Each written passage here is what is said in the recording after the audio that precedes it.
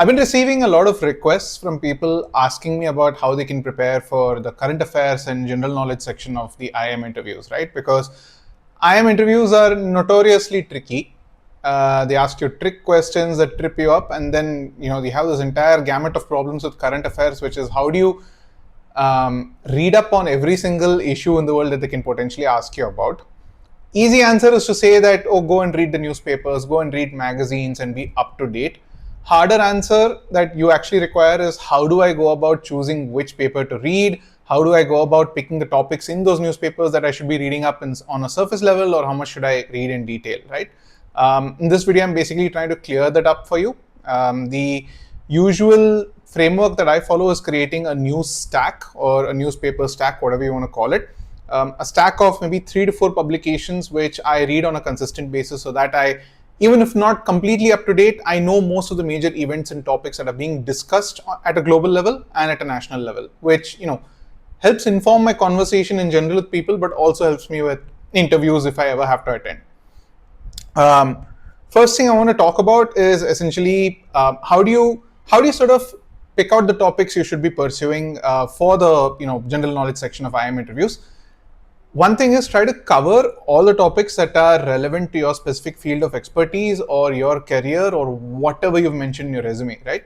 I'll give you a simple example. I had an interview with Roland Berger, which is a consulting company that works quite heavily in the automotive space. On my resume, I had written something along the lines of I've done a case study for Mahindra and Mahindra on the electrification of Indian roadways to help support electric vehicle adoption. Now, I did great in that case competition. In fact, we came second. We were invited to come to Mumbai and present and all of that stuff. Unfortunately, what I failed to do was inform myself on the specific mechanics of the vehicle itself, like how are electric vehicles built, what are they made of, what are the components, because my job was to talk about electrification, not about the actual electric vehicle itself. I was talking about charging stations, not cars. So I walked into that interview. First question I was hit with was a guesstimate. How many total parts are there in an electric vehicle? I have no idea. I mean, I don't even know how many parts there are in an internal combustion engine vehicle, which I've been used to working with since I started off my job at Ford Motor Company. So I struggled with that very hard. I wish that I had known how to prepare for that specific interview, maybe read up on electric vehicles, maybe even noticed that, hey, I've written electric vehicles in my resume. I should probably, buck up on that specific area of study. So one thing I would say is run your resume through ChatGPT, ask for specific keywords, right? Like what are the potential topics that are specific to my career until this point in time that people can ask questions about in the interview or can ask guesstimates about. So if let's say you're working for a paint company, maybe the question is going to be what's the total demand for paint in the country, or what's the general economic outlook for paint and any other sort of home improvement solutions going forward. What are the major players in this space? What's the market looking like for them? How is the oil crisis going to impact the production of paint? How is your company taking that shock? These are questions that you should be well prepared for. Otherwise, they're going to look at you and be like, okay, this person's not well informed about their own domain.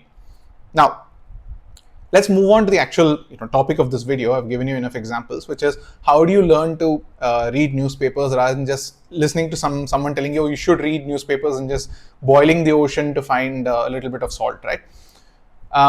One thing you have to remember is when reading newspapers, it's important that you stop going by headlines, okay? Because newspapers are sensational. By nature, they're sensational. They are about reporting, not about investigation. So you can take even the most reputed newspapers like the Hindu, but I can assure you the first 1 to 2 pages are just going to be sensational headlines followed by a little bit of explanation, maybe an introduction. By the time you reach page 10, that's where you start to get like a little bit of the investigation into it. Oh, these are the sources for this. This is what person X said. This is what person Y said. This is why they're opposing each other. What's the actual opinion of the editor who's writing it or the writer who's writing it? That's the meat of it, right? You have to learn not to regurgitate news headlines at interviewers. So if an interviewer asks you, what is your opinion on AI, right? It sucks to kind of go there and say, oh, Sam Altman said, AI should take over all democracies. Okay, that's great. Like, what does that give the interviewer to go with? Like, what is the interviewer going to do with that information?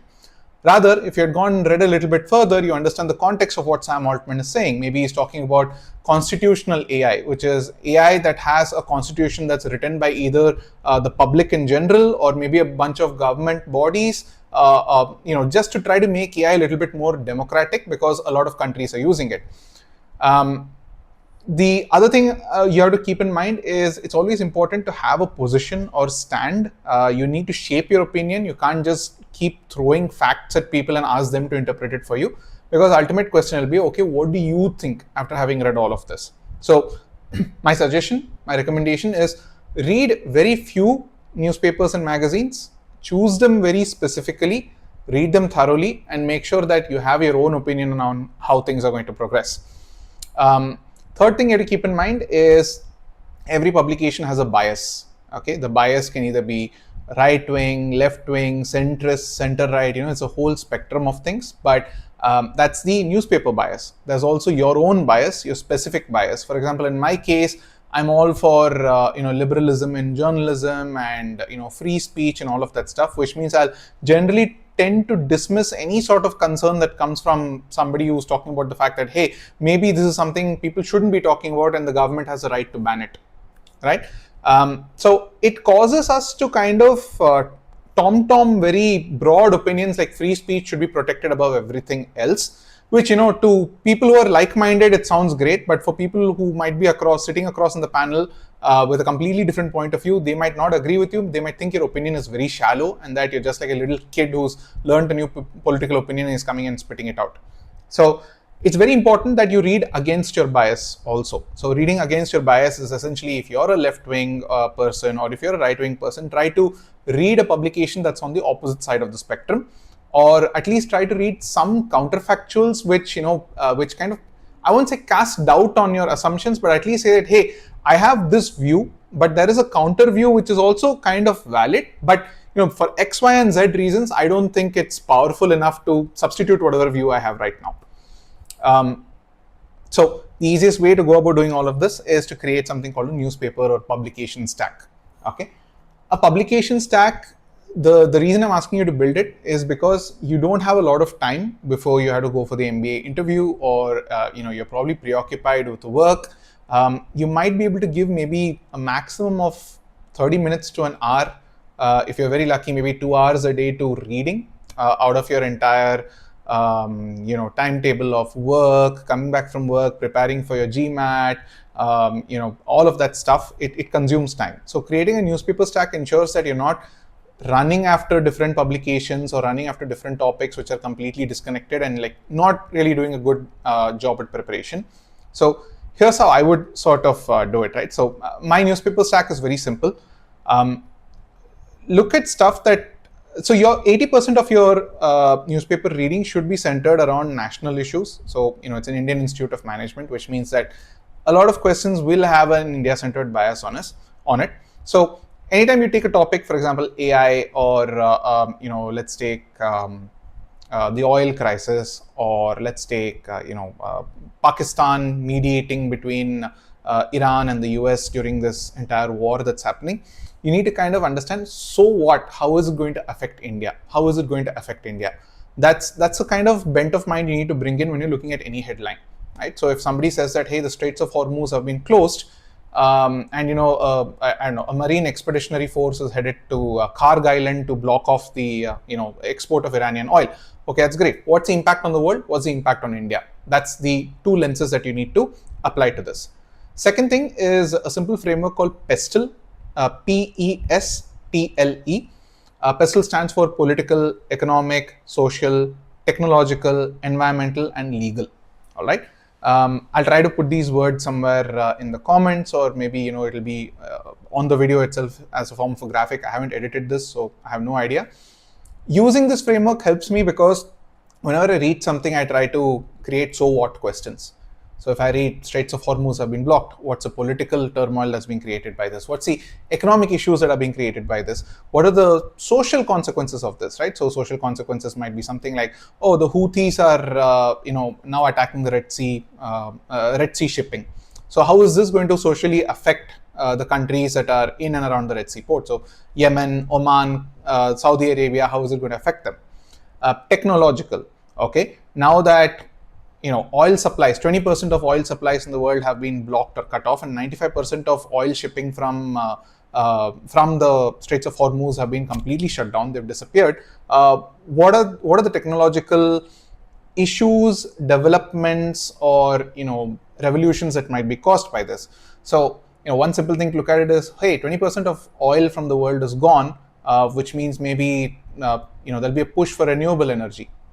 Just a theory, right? Then I go and read up on articles maybe supporting that or opposing that, right? Could be either.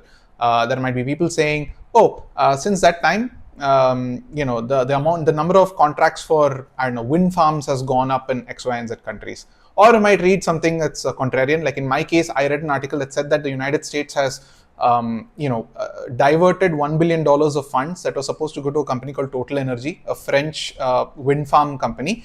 And the US basically said, we'll give you back $1 billion that you paid us, and you go and invest in oil and natural gas rather than actually building wind farms. Then you have to ask the question, why are they asking them to invest in oil and natural gas?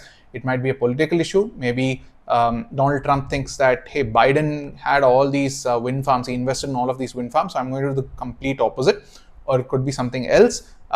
What I read was that there is a possibility that wind farms are suffering from technological issues related to saltwater corrosion, related to the fact that the turbine blades are failing, they're too heavy, their lifetime is too small, the efficiency is too low. You have all of these issues which start to come in once you ask the why questions.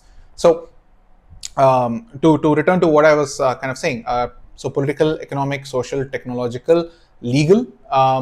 Legal is a very underrated sort of aspect of anything. I don't think we really pay attention to the legal aspects of things, which is, a simple example is, I read an article from this magazine called The New Yorker recently, and they spoke about how Donald Trump kind of banned his government from using Claude, which is Anthropic's large language model, AI model, because the founder of Anthropic, the CEO, basically he said that we will not remove ethical guardrails from Claude, which prevents it from launching weapons against enemy combatants or whatever. And Trump did not like that, so he stopped them from using it. Now, the problem is, what Trump asked by itself is legally wrong. Like, it is against the US Constitution, potentially against the US Constitution. So in your mind, it should be like, if that issue has not been raised legally until now, that's a potential risk that certain large language models like OpenAI might be facing soon, right? Like if they are not, or for example, you take the recent case, Mark Zuckerberg was, the Meta basically lost a lawsuit against someone who complained that, hey, Facebook and all social media platforms basically contributed towards my depression. And they actually went to court and they won the case in New Mexico. So, what sort of legal precedent does that set? If they won in New Mexico, can other people bring lawsuits against Meta in other countries, other states? And, what sort of losses can this cause for the company? How will the company respond? So that's the legal part of it. Environmental, I've sort of mentioned in passing with respect to wind farms, right? So, for example, in the wind farm case that I read, one of the byproducts of this is that, okay, companies are going to look at the fact that Straits of Hormuz, oil is not coming. What's the alternative to Qatar and the whole Gulf region for oil? Maybe I'll go drill in America. Maybe I'll go drill in Russia. Maybe I'll go, drill somewhere else, maybe Australia. Or maybe I'll set up refining facilities in Australia. What sort of environmental impact can it cause? It can be either way, right? Either the whole oil crisis we have right now may lead to complete movement towards renewables, or it may lead in the complete opposite direction, at least for the short term, which is everybody says, I'll start drilling everywhere so that we have alternatives for oil, which causes more environmental effects and catastrophe. And then you have political, economic, social, technological, legal, environmental.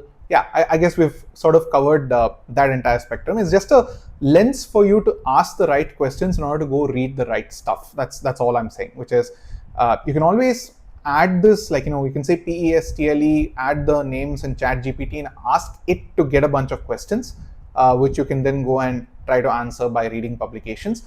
I discourage this simply because in my own case, I've realized that by using AI to ask questions, I'm losing my own capacity to halt and kind of ask questions. And especially in interview preparation, when you go in front of the panel, you are going to be alone. You're not going to have the help of any model or anything like that. So you might want to develop that independent questioning and independent thinking. If you've not developed it until now, I'm not saying that you haven't. It's a great opportunity for you to do it while you prepare for the interviews themselves. In my case, a good stack that I use specifically is one, I use India Today and Outlook. The reason is that they're weekly issues, which means that they tend to have a little bit more depth than just like daily newspapers that are trying to like report the headlines, put quick comments that they gathered from a bunch of places, threw it together in the newspaper as an article before the deadline, and then launched it off, right? So India Today and Outlook are good. They are biased. Some of them are a little bit right-wing, some of them are left-wing. I'm not going to say who's who. They highlight some very specific issues and they make a big edition out of it, which you can read. So I think that's great. Like, for example, you'll have a legal thing coming up, which is, let's say somebody won a major litigation for sexual harassment. Then what are the implications? What are the country major parties saying about it? What are MPs and MLAs saying about it? So that's the kind of opinion that comes out of these magazines. The Economist is another magazine that I don't like read very deeply, because if you start to read The Economist, it'll take you a solid 3 hours to go through it. It's a big pain. My recommendation is that you pick up an issue of The Economist if you can. It's very expensive. I don't know how you can get a free subscription somewhere. I don't think you can. But the lucky thing about The Economist is that you don't have to buy the latest edition. You can find maybe previous editions, maybe 2 to 3 months outdated, and then take those and start to read those too, because it contains really good opinion pieces on specific issues. So it could be technological, it could be political, but even if you read one article end to end, it's pretty good. It gives you like a firm foundation to sort of argue certain points with anybody who might ask you. The Hindu is a great newspaper to just get a baseline on what's happening across the country. The reason that I subscribe to the Hindu specifically is because they are anti-incumbent, which means they are generally like against the government that's sitting at the center. So they will not just be like, oh, a GRAM-G bill got launched, Viksit Bharat, this will bring X, Y, and Z benefits. They will go deeper into, okay, what is the issue that's happening right now with GRAM-G? In today's newspaper, today is 30th of March, I read an article about the GRAM-G bill, and they're talking about the fact that in Bihar right now, there's a big confusion in terms of how to move from MNREGA, which is a rural employment guarantee that was existing since 2005, to the GRAM-G bill. The government has said that MNREGA will continue until GRAM-G is brought into effect. But at the execution level in Bihar, for example, there are protests happening where people are like, they have stopped giving us jobs because they're saying we're waiting for the Viksit Bharat scheme to come in. So that's an angle that you can look at, which is, if someone asks you, is GRAM-G bill a good thing? You might be able to say, yes, it's a great bill. However, on-ground implementation is something that needs to be carefully scrutinized, because intentions are great, but execution is important. And there is a gap right now, which is people being affected at the ground level. Again, it's an intro. That is why I say that newspapers and daily edition copies are good introductions for you to say that, okay, these are the topics I want to read, and I'll go into this in detail with another publication.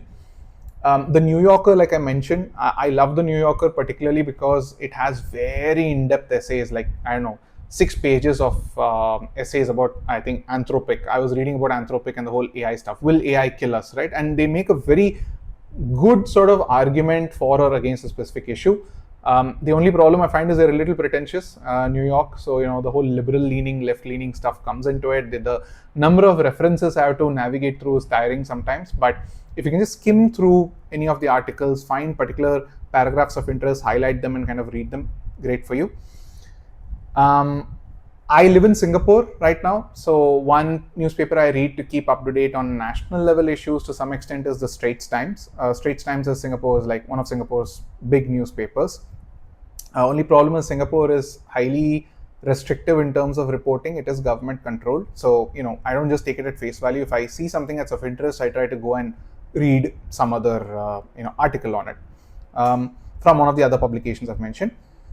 Reuters and Financial Times are great for straight fact reporting. Like, Reuters is one of the places that other news sources get their news from, frankly. Same with Financial Times, right? Because whatever is said in Financial Times is sort of like, oh, this is what happened in the financial world today. I'll write an article on it. That's how people sort of think. It's okay to kind of go through them for the major headlines of the day, but don't dwell too deeply or read them end to end or whatever. It's a waste of time. Don't read anything end to end. That's my basic piece of advice for you. Last one I would suggest is something season specific or issue specific. Like right now with the Iran war going on, there's a lot of reporting on Iran, but then there is a media blackout from Israel, right? And I found that there's an Israeli publication called Haaretz. That's Haaretz, I think. You can of course go and check it out yourself. Haaretz is very much like the Hindu of Israel. They are anti-incumbent. They openly criticize the government. In general, when there's a majority government sitting and waging war, for example, you do want to read publications that are providing opposing facts to what is being publicly said by that government. So, I read Haaretz sometimes just to get a think about, okay, what's happening. If someone asks you, what do you think is going to happen with the Iran war, you might be able to say, I read in Haaretz recently that the Israel Defense Forces, the IDF, are running out of soldiers, and that against a demand of 12,000 enlistments, they only received 2,000 people who have actually come there. They might be forced to tap into the ultra-Orthodox Jews who were until now exempted from conscription. If they tap into ultra-Orthodox Jews, then that means Netanyahu's support, like his main constituency that supports him is those ultra-Orthodox Jews, they might stop supporting him. So you get the cascade, right? You went from political, economic, social, you got the political, then you have economic. Okay, what does this mean for the broader conflict? And you can keep on digging deep into it. One thing I would say you should never do, what's dangerous, is watching YouTube shorts, Instagram shorts, content creators, myself included. If I ever make, supposed opinion pieces which are 30 seconds long, don't watch them, or even if you watch them, don't take them seriously. Go read up on what they say later on. The reason is you might end up saying some opinions that don't have any backing or are just like personal opinions. It's never a good idea to do that. Recently I remember this one time, I think I forgot who that was. I think Mr. Khera.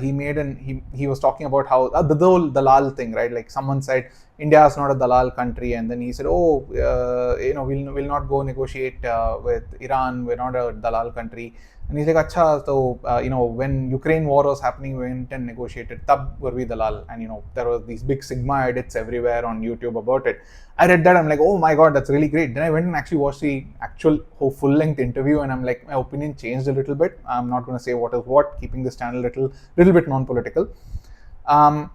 Last thing I would suggest, if you have time, is to find individual blogs, individual opinion publications, particularly by Americans, Brits, people from the Western sphere. It gives you a slightly more Eurocentric lens into the issues that are going on right now around the world.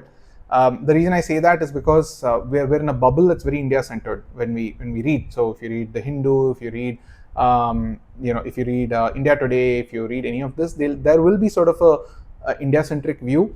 You want some viewpoints that are from people who are, say, industry experts, right? So if you want opinions on environmental issues, you might want it from somebody who's worked for either an oil and gas company or who has worked for organizations that are opposed to oil and gas companies.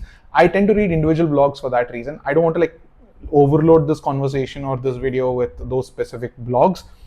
Easiest source is go on ChatGPT and just type in a prompt saying that, hey, what are some factual blogs that I can read on XYZ issue, or what are some factual blogs I can read about which provide a political lens for specific issues that are happening with this country, that country, or this issue, that issue. So that's something that I would do. Lastly, if you can, at the end of the day, when you've read everything, just kind of drop a note on ChatGPT to yourself. Have one chat window which is exclusively for just summarizing whatever you read across a day, across a week, every 2 days, whatever frequency you want, and just drop in the stuff that you know about, right? Okay, I read X, Y, and Z. These are my views on these things, blah, blah, blah, blah, blah, and then just send it in. The reason I tell you to do that is because maybe 1 or 2 days before the interview, you can ask ChatGPT to create a big summary note of all the major topics that you have read about and the viewpoints that you've expressed about them, and then just do like a quick recap. So that'll help you to become confident before the interview that, okay, for most issues that might be on your resume or might be current in the world, you have talking points somewhere. That's what I would suggest. Lastly, go in with the mentality that no matter how much you read, no matter how much you prepare for the interviews at ISB, IIM, wherever it is, there will always be blind spots. They will always come back with a counter opinion which you might not have read or might not have, you might not have too much information, or you might not be able to argue back at them. Learn to accept those viewpoints in the interview. If they say it, try to be like, this is a valid viewpoint. I believe that, what you said, I believe what you say. However, I believe my point is better because, I think this particular lens is stronger. That's one thing you can say. Or you might say that, yeah, I might need to read up on that. I can change my opinion on that only once I've read up on it myself. But you raise a very good point. So have that acceptance, and don't try to be perfect. Don't try to be thorough. Okay, it's one thing that Indians have, right? You should study thoroughly, all encompassing. Every single bit of information in the world you should read. That'll be a waste of time. You can read newspapers all day and it'll be a complete waste of time. You'll never get all the facts. Maximum duration that you spend on this, 20 to 30 minutes to 1 hour at most. I would say 20 to 30 minutes per day. Maybe on the weekends when you have a little bit more time, like read a full-length article from the New Yorker or the Economist, or an issue of India Today. Weekly publications, prioritize them over daily headlines. Daily headlines are sensation. Weekly publications, monthly publications, annual, okay, that's not annual publication, but yeah, weekly and monthly publications are great for well thought out, well argued pieces, which you can like kind of gobble up the points and be like, I'll keep this stored somewhere when the interview comes up. Aside from that, what I would sort of venture to say is that yes, newspapers and magazines are going to be an excellent resource for you for two things. Both the analytical writing section. They're asking you to write essays. What is it called? Writing aptitude or writing skills or whatever. Maybe they'll give you 20 minutes and they ask you to write an essay on a particular topic. It helps you with that because if you've read on so much, you can sort of argue multiple angles for everything. And the whole point of the essay is that if you have 20 minutes, you want to quickly jot down points and not try to struggle to come up with stuff. So it's great if you have pre-existing knowledge on certain things and just barf it out on the paper. Second thing it helps you with is it creates the impression that yes, you are knowledgeable about these topics, you do read a lot on these topics, and you're also able to quote sources. So there are three major things, right? Something called ethos, pathos, and logos, right? So logos is basically logic, how soundly your logic is when you're arguing, that is coming from within you. Pathos is emotion, which is what is the sort of appeal to humanity, appeal to emotion that you can create. And ethos is basically an appeal to a higher authority or respect. So these are the three ways to win an argument: ethos, pathos, and logos. You can really increase your ethos by being able to say that, okay, there is an opinion writer out there who has done research on this, way more research than I have done, and I have read their findings, and this is why I think I'm making a sound argument for or against a specific issue. So that's why I would say read the newspaper. Aside from that, don't try to over prepare and predict what they might ask. Simply stick to the topics that are of interest for you in terms of your career, in terms of issues that are like in the focus globally, and try to go through the PESTLE framework. PESTLE, remember that: political, economic, social, technological, legal, environmental.